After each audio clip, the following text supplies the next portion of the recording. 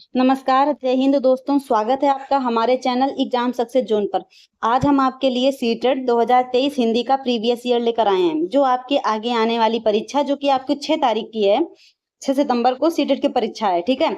उसके लिए बेहद महत्वपूर्ण क्लास है। आप किसी भी पेपर से संबंधित जब तक आप उसके पीवाईक्यू कंप्लीट नहीं करते हैं, आपका पेपर 50% कंप्लीट नहीं होता है, ठीक है।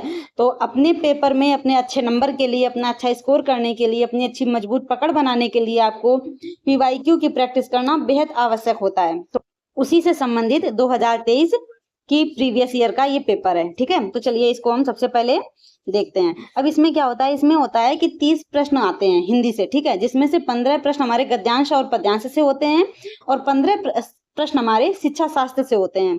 तो सबसे पहले हम इसमें देखेंगे पद्यांश, ठीक है। काव्यांश या पद्यांश एक ही चीज है। सबसे पहले हम उसको पढ़ेंगे, फिर उसके प्रश्नों के उत्तर देंगे। तो चलिए स्टार्ट करते हैं। आया समय उठो तुम नारी, युग निर्माण तुम्हें करना है, आजादी की खुदी नींव में तुम्हें प्रगति पत्थर भरना है, अपने को कमजोर न समझो, जननी हो संपूर्ण जगत की गौरव हो, ठीक है। अब देखिए इससे संबंधित अब प्रश्न देखते हैं। कविता का मुख्य स्वर है स्वतंत्रता, गौरव गाथा, युग निर्माण, स्त्री शक्ति। तो इसका सही आंसर है ऑप्शन डी। इसका सही आंसर है ऑप्शन डी। क्या है? ऑप्शन डी, स्त्री शक्ति, ठीक है। सही आंसर है ऑप्शन डी, स्त्री शक्ति। अगला प्रश्न। कविता के अनुसार स्वतंत्रता प्राप्ति में स्त्री की भूमिका है अप्रासंगिक, औसत, संज्ञान योग, मनुष्य। तो इसका सही आंसर है ऑप्शन सी। और इसका सही आंसर है ऑप्शन सी, ठीक है, संज्ञान योग। अगला प्रश्न देखिए, काव्यांश के अनुसार स्वतंत्रता की नींव में प्रगति का पत्थर भरने के रूप में स्त्री की भूमिका अत्यंत महत्वपूर्ण या ध्यान देने योग्य है। अगला प्रश्न, स्त्री के लिए किस विशेषण का प्रयोग नहीं किया गया है? गौरव, सबला, नीच, अबला। तो इसका सही आंसर है ऑप्शन डी। क्या है? ऑप्शन डी, अबला, ठीक है। सही आंसर है ऑप्शन डी, अबला। अगला प्रश्न, कविता में स्त्री को कमजोर या अबला ना समझने की सीख दी गई है, अतः अबला विशेषण का प्रयोग यहाँ पर नहीं किया गया है। देखिए ये जो प्रश्न है ये सारे कविता से ही संबंधित हैं, तो इन प्रश्नों के जो भी आंसर देंगे हम कविता से ही संबंधित पढ़कर उसको समझकर तभी हम इन प्रश्नों के आंसर देंगे। अगला प्रश्न, स्त्री की निर्माणकारी शक्ति का भाव कविता की किस पंक्ति में निहित है? कमजोर ना समझो, युग निर्माण तुम्हें करना है, आजादी की खुदी नींव, जननी हो संपूर्ण जगत की। तो इसका सही आंसर है ऑप्शन बी। क्या है? ऑप्शन बी, युग निर्माण तुम्हें करना है। क्या? युग निर्माण तुम्हें करना है, ठीक। अगला प्रश्न, कविता के अनुसार स्त्री को जननी के रूप में ही रहना होगा, गौरव गान करते रहना होगा, पत्थर भरने का कार्य ही करना होगा, स्वयं की शक्ति को पहचानना होगा। तो इसका सही आंसर है ऑप्शन डी। क्या है? इसका सही आंसर है ऑप्शन डी, स्वयं की शक्ति को पहचानना होगा। क्या? स्वयं की शक्ति को पहचानना होगा। अगला प्रश्न, जननी हो संपूर्ण जगत की पंक्ति में कौन सा अलंकार है? यमक अलंकार, अनुप्रास अलंकार, उपमा अलंकार, रूपक अलंकार। तो इसका सही आंसर है ऑप्शन बी। क्या है? इसका सही आंसर है ऑप्शन बी, अनुप्रास अलंकार। क्या? अनुप्रास अलंकार। जहाँ एक ही वर्ण की आवृत्ति बार बार होती है वहां पर हमारा अनुप्रास अलंकार होता है, ठीक है। अगला प्रश्न, अब देखिए ये है हमारा गद्यांश, ठीक है। अब हम गद्यांश को पढ़ेंगे, फिर इससे संबंधित हम प्रश्नों के उत्तर देंगे। अपने स्वार्थ या संस्कृति के कारण सामान्य व्यवहार में हम कितनी ही बार सबसे धन्यवाद बोलते हैं, तो ये कृतज्ञता सिर्फ उन्हीं तक सीमित क्यों? हमें मानव जन्म देने वाले ईश्वर के लिए और जलवायु, भोजन, ऊर्जा जैसे बहुत सारे उपहार देने वाली प्रकृति के लिए भी क्यों नहीं? हम ईश्वर से संवाद करें कि वह हमारे हृदय में पवित्रता, सद्गुणों के प्रकाश को अवलोकित करें। दुखों के कारण तो हमारे विकार हैं, बुराइयां हैं। हम बुराई अज्ञान के अंधकार में फलती है, प्रकाश होते ही उसका सामर्थ्य खत्म हो जाता है। सुख दुख दोनों ही हमारे कर्मों के फल हैं। हमें समझना चाहिए कि बिना दुख भोगे सुख नहीं पाया जा सकता है। मानवीय पुरुषार्थ करते रहें, मन की कोठरी को स्वच्छ रखें, जहां जरूरत हो प्रायश्चित भी अवश्य करें। कौन जाने कब किस रूप में प्रभु किस माध्यम से सहायक हो जाएं। ईश्वर के प्रति आभार प्रकट करना एक ऐसा अचूक तरीका है जो हमें असंतुष्टि और ईर्ष्या जैसी निष्कृष्ट बातों से ऊपर उठाता है और यही हमारे जीवन का मूलभूत लक्ष्य है। अब देखिए, ये हमारा गद्यांश था। अब इससे संबंधित हम प्रश्नों के उत्तर देंगे। गद्यांश के अनुसार सबसे धन्यवाद कहने का कारण नहीं है। क्या है? प्रश्न नहीं है। देखिए, ये हमको बहुत ध्यान से देखना होगा। प्रश्न में क्या कह रहा है? नहीं है। ठीक है। स्वभाव, दया, स्वार्थ, संस्कृति। तो इसका सही आंसर है ऑप्शन बी, दया। क्या है? इसका सही आंसर है ऑप्शन बी, दया। अगला प्रश्न, हर बुराई अज्ञान के अंधकार में फैलती है, इससे तात्पर्य क्या है? अज्ञानता के कारण बुराइयां फैलती हैं, अज्ञानी व्यक्ति बुराइयां फैलाता है, अंधेरा होते ही बुराइयां फैल जाती हैं, अंधेरा सब बुराइयों की जड़ है। तो इसका सही आंसर है ऑप्शन ए। क्या है? इसका सही आंसर है ऑप्शन ए। अज्ञानता के कारण बुराइयां फैलती हैं। क्या? अज्ञानता के कारण बुराइयां फैलती हैं। अगला प्रश्न, सुख दुख का कारण है कर्म, प्रारंभ, भाग्य, दुर्भाग्य। तो इसका सही आंसर है ऑप्शन ए। क्या है? इसका सही आंसर है ऑप्शन ए, कर्म। ठीक है। हमारे कर्म डिसाइड करते हैं कि क्या अच्छा है और क्या बुरा है। ठीक है। कर्मों के अनुसार ही सुख और दुख मिलते हैं। ठीक। अगला प्रश्न, गद्यांश के अनुसार प्रायश्चित के साथ साथ मानव को क्या करना चाहिए? दुख भोगना, सुख भोगना, सफाई करना, पुरुषार्थ। तो इसका सही आंसर है ऑप्शन डी, पुरुषार्थ। क्या है? ऑप्शन डी, पुरुषार्थ। ठीक है। जो कि हमारे गद्यांश के अनुसार है। हमको एक चीज ध्यान रखनी है कि गद्यांश के अनुसार ही प्रश्नों के उत्तर देने हैं। अगला प्रश्न, मन की कोठरी को स्वच्छ रखें, इससे तात्पर्य है मन के अनुसार कार्य करना, मन सब विकारों का कारण है, मन को नियंत्रण में रखना, मन से बुरे भावों का निष्कासन। तो इसका सही आंसर है ऑप्शन डी। क्या है? इसका सही आंसर है ऑप्शन डी, मन से बुरे भावों का निष्कासन। ठीक है। अगला प्रश्न, जीवन का मुख्य लक्ष्य है ईश्वर से ऊपर उठना, ईश्वर के प्रति अनासक्ति, ईश्वर की भक्ति करना, ईश्वर के प्रति आभार प्रकट करना। तो इसका सही आंसर है ऑप्शन डी, ईश्वर के प्रति आभार प्रकट करना। क्या? ईश्वर के प्रति आभार प्रकट करना। अगला प्रश्न, स्वार्थ का विलोम है परोपकार, निस्वार्थ, प्रयोजन, स्वार्थ परायणता। तो इसका सही आंसर है ऑप्शन बी। क्या है? इसका सही आंसर है ऑप्शन बी, निस्वार्थ। ठीक। अगला प्रश्न, मानवीय शब्द में प्रत्यय है ईय या वीय या ईय। तो इसका सही आंसर है ऑप्शन डी, ईय। क्या है? इसका सही आंसर है ऑप्शन डी, ईय। कौन सा शब्द युग्म समूह से भिन्न है? अंधकार अंधेरा, शुद्ध अशुद्ध, सुख दुख, ज्ञान अज्ञान। तो इसका सही आंसर है ऑप्शन ए। क्या है? ऑप्शन ए, अंधकार अंधेरा। देखिए, शुद्ध अशुद्ध भी है, सुख दुख है एक दूसरे के विपरीत, ज्ञान अज्ञान विपरीत है, लेकिन अंधकार अंधेरा एक दूसरे के विपरीत नहीं है। और हमसे वही पूछा गया है कि भिन्न कौन सा है। ठीक है। ये चीज हमको ध्यान रखनी है, हमको इस पे बेहद ध्यान देना है। नहीं हो गया, ठीक है, सबसे उपयुक्त लिख कर आएगा कि सबसे सही। ठीक है। तो हमें कुछ शब्दों पे विशेष ध्यान देना है। देखिए, सीटेड पेडागोजी हमको शब्दों के विशेष चयन के बारे में बताती है। हमको शब्दों पे विशेष ध्यान देना है कि सब पूछा क्या जा रहा है हमसे प्रश्न। ठीक है। अगला प्रश्न, अब ये आ गए हमारे, ये गद्यांश और पद्यांश हमारा खत्म हो गया। अब आ गया हमारा शिक्षण शास्त्र। ठीक है। तो इसको पढ़ेंगे, इसके बाद इससे संबंधित हम प्रश्नों के उत्तर देंगे। अभिकथन ए, ध्वन्यात्मक वर्तनी के प्रयोग से सही वर्तनी लिखना सीखने की योग्यता मंद पड़ जाती है। तर्क क्या कह रहा है? जब बच्चे पारंपरिक वर्तनी के स्थान पर अपनी आविष्कृत वर्तनी का प्रयोग करते हैं तब यह सही वर्तनी लिखने की उनकी योग्यता को मंद करती है। ठीक है। अब इसमें क्या है? ए सही है परंतु आर गलत है, ए गलत है परंतु आर सही है, ए और आर दोनों सही हैं तथा आर ए की सही व्याख्या करता है। ए और आर दोनों सही हैं परंतु आर ए की सही व्याख्या नहीं करता है। तो इसका सही आंसर है ऑप्शन बी। क्या है? इसका सही आंसर है ऑप्शन बी, ए गलत है परंतु आर सही है। ठीक है।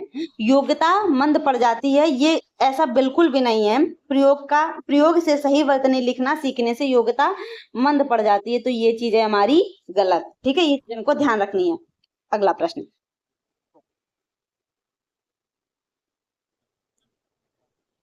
नई भाषा सीखते समय बहुत से विद्यार्थी उच्चारण नियमों के कारण आत्मविश्वास की कमी महसूस करते हैं। इसे दूर करने का तरीका क्या है? काउंसलर के साथ विशेष बातचीत सत्र और ड्रिल अभ्यास किए जाएं। जब जब समस्या आए उनकी गलती में सुधार किया जाए। बच्चे कक्षा में सस्वर वाचन करें। कक्षा में ऐसे खेलों जैसी गतिविधियों का प्रयोग किया जाए जिसमें मौखिक अंतःक्रियाएं अधिक हों। तो इसका सही आंसर है ऑप्शन डी। क्या है? इसका सही आंसर है ऑप्शन डी। ठीक है, कक्षा में ऐसे खेलों जैसी गतिविधियों का प्रयोग किया जाए जिससे मौखिक अंतःक्रियाएं अधिक हो। ठीक है, अगला प्रश्न। कक्षा 3 की अध्यापिका नई शब्दावली से परिचित करवा रही है। नई शब्दावली सिखाने का प्रभावशाली तरीका कौन सा है? अध्यापिका स्थिति विशेष के अनुसार उस शब्द का अर्थ समझाने की कोशिश करे। अध्यापिका श्याम पट पर शब्द का अर्थ लिखें और याद करने को कहें। अध्यापिका विलोम शब्द बताएं और बच्चों की भाषा में अर्थ बताएं। अध्यापिका बच्चों को शब्दों की ठोस परिभाषा बताएं। तो इसका सही आंसर है ऑप्शन ए। ठीक है, इसका सही आंसर है ऑप्शन ए। अब देखिए कैसे। अध्यापिका स्थिति विशेष के अनुसार उस शब्द का अर्थ समझाने की कोशिश करें। ठीक है, जैसे कोई नई शब्दावली आती है तो हमें उसको ना तो बच्चे को रटाना है, ना तो याद कराना है, ना तो किसी परिभाषा का प्रयोग करना है। ठीक है, हमें हमेशा ही जो भी शब्दावली आई है उसकी स्थिति के अनुसार, उसकी विशेषता के अनुसार उसके बारे में बच्चे को समझाना है। ठीक, अगला प्रश्न। भाषा सीखना किससे संबंधित है? उत्पाद, कौशल, अर्जन, प्रक्रिया। तो इसका सही आंसर है ऑप्शन बी। क्या है? इसका सही आंसर है ऑप्शन बी, कौशल। ठीक, अगला प्रश्न। मैं भाषा पर ध्यान केंद्रित रखती हूँ। मैं इस बात का पूरा ध्यान रखती हूँ कि यह सही हो। यह किससे मेल खाती है? स्वनिरीक्षण, परभाषा अधिगम, याद करना, पुनरावृत्ति कर। तो इसका सही आंसर है ऑप्शन ए। इसका सही आंसर है ऑप्शन ए, स्वनिरीक्षण। ठीक है, अगला प्रश्न। कक्षा 2 के विद्यार्थी कविता गाते समय शरीर के अंगों का नाम लेने पर उन्हें स्पर्श भी करते हैं। अध्यापिका किस विधि का प्रयोग कर रही है? समग्र शारीरिक प्रक्रिया, विभिन्न दर्शन शैली, श्रव्य भाषिक, संप्रेषणात्मक भाषा शिक्षण।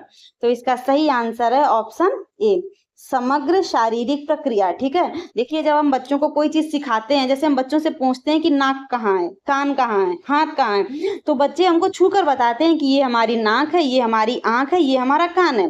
ठीक है, तो जब बच्चे किसी चीज को ऐसे अपने शरीर के अंगों को छूकर बताते हैं तो वहां पर समग्र शारीरिक प्रक्रिया का प्रयोग होता है। ठीक है, अगला प्रश्न।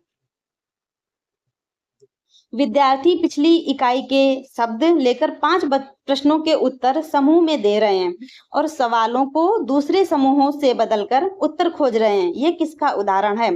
पठन आकलन, सहपाठी आकलन, स्व आकलन या पृष्ठपोषण। तो इसका सही आंसर है ऑप्शन बी। क्या है? इसका सही आंसर है ऑप्शन बी, सहपाठी आकलन। ठीक है, अगला प्रश्न। अध्यापिका कार्ड पर शब्द वाक्य लिखती है, शिक्षार्थी अभिनय करता है और समूह अनुमान लगाता है। शिक्षार्थी की टिप्पणी की पहचान कीजिए। जब मैं कार्ड से वाक्य याद रख करती हूँ तो भाषा अच्छी रहती है। जब मैं गति चालित तरीके से संबोधित रखती हूँ तो मुझे भाषा अच्छी तरह से याद रहती है।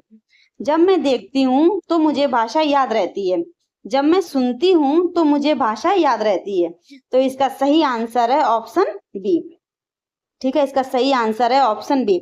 जब मैं गति चालित तरीकों से संबोधित रखती हूँ तो मुझे भाषा अच्छी तरह से याद रहती है। ठीक है, अगला प्रश्न। अभिकथन क्या कह रहा है कि विद्यालय में प्रवेश करने वाले सभी बच्चे अपनी आयु अनुसार भाषा के सक्षम प्रयोगकर्ता होते हैं। अब इसका तर्क क्या कह रहा है? भाषिक और सांस्कृतिक विविधता के कारण वे अपनी योग्यताओं का प्रदर्शन नहीं कर पाते हैं। ठीक है, अब बताना है कि क्या है इसका सही आंसर। ए सही है परंतु आर गलत है, ए गलत है परंतु आर सही है, ए और आर दोनों सही हैं तथा ए आर की सही व्याख्या करता है, ए और आर दोनों सही हैं तथा ए आर की सही व्याख्या नहीं करता है। तो इसका सही आंसर है ऑप्शन ए। ए सही है परंतु आर गलत है। क्या है? ए सही है परंतु आर गलत है। अगला प्रश्न, कक्षा 5 का मंजीत अलग अलग व्यक्तियों से अलग शैली से बात करता है। भाषा के इस गुण को किस रूप में जाना जाता है? उपयोगितावादी, व्यवहारवाद, प्रगतिवादी, अर्थगत। तो इसका सही आंसर है ऑप्शन ए। ठीक है, इसका सही आंसर है ऑप्शन ए, उपयोगितावादी। ठीक, अगला प्रश्न, एक माँ ने ध्यान दिया कि बच्ची ऐसे शब्द बोल जाती है जो उसने कभी नहीं सुने, जबकि वह मानती थी कि बच्चे अनुकरण से सीखते हैं। यह मत किसके प्रतिनिधित्व होता है? रचनावाद, बहुभाषावाद, सहजवाद या फिर व्यवहारवाद। तो इसका सही आंसर है ऑप्शन डी, व्यवहारवाद। ठीक है, क्या है? देखिए, जब बच्चा चीजें बोलता है तो वो कहीं ना कहीं से सुन रहा होता है, किसी से सीख रहा होता है। ठीक है, तो ये चीज हमको याद रखनी है। माँ की यह सोच कि बच्चे केवल अनुकरण और पर्यावरण से सुनकर सीखते हैं, व्यवहारवादी दृष्टिकोण से जुड़ी है। ठीक है, अगला प्रश्न, कौशलों के उस समूह को क्या कहेंगे जो बच्चे औपचारिक पठन निर्देश शुरू करने से पहले विकसित कर लेते हैं? उद्गामी गुणधर्म, उद्गामी साक्षरता, उद्गामी समाधान, उद्गामी पाठ्यविधि। तो इसका सही आंसर है ऑप्शन बी, उद्गामी साक्षरता। क्या है? उद्गामी साक्षरता। अगला प्रश्न, दादी नानी बच्चों को पुस्तकों से कहानियां पढ़कर सुनाती हैं और नए विचारों से परिचित कराती हैं, जिसमें बच्चे सक्रिय भाग लेते हैं। इस तकनीकी को क्या कहेंगे? सामूहिक पठन, सस्वर पठन, मॉडल पठन, साझा पठन। तो इसका सही आंसर है ऑप्शन ए, सामूहिक पठन। ठीक है, जब हम दादी नानी हमको कहानियां पढ़कर सुनाती हैं, ठीक, तो हम उसमें भाग लेते हैं। और तो जैसे वो कोई चीज बताती हैं और हम सुनते हैं, और भी बच्चे हो रहे होते हैं, ठीक है, हमारे साथ और भी मौसी मामा, ठीक है, इनके बच्चे होते हैं, तो वो जो चर्चा होती है उसको सामूहिक पठन कहेंगे। ठीक है, सामूहिक चर्चा, सामूहिक पठन। ठीक, अगला प्रश्न, पठन सिखाने का वह उपागम जिसमें मूल तत्वों जैसे वर्णों और स्वनिम से शुरू किया जाता है और स्वनिम को शब्दों से मिलाया जाता है, क्या कहलाता है? समग्र भाषा उपागम, संरचनात्मक उपागम, शीर्षी अधोमुखी उपागम, अधोमुखी उपागम। तो इसका सही आंसर है ऑप्शन डी। क्या है? इसका सही आंसर है ऑप्शन डी, अधोमुखी उपागम। तो इस प्रकार हमारे ये हिंदी के 30 प्रश्न कंप्लीट हुए। ठीक है, ये 2023 का पेपर था।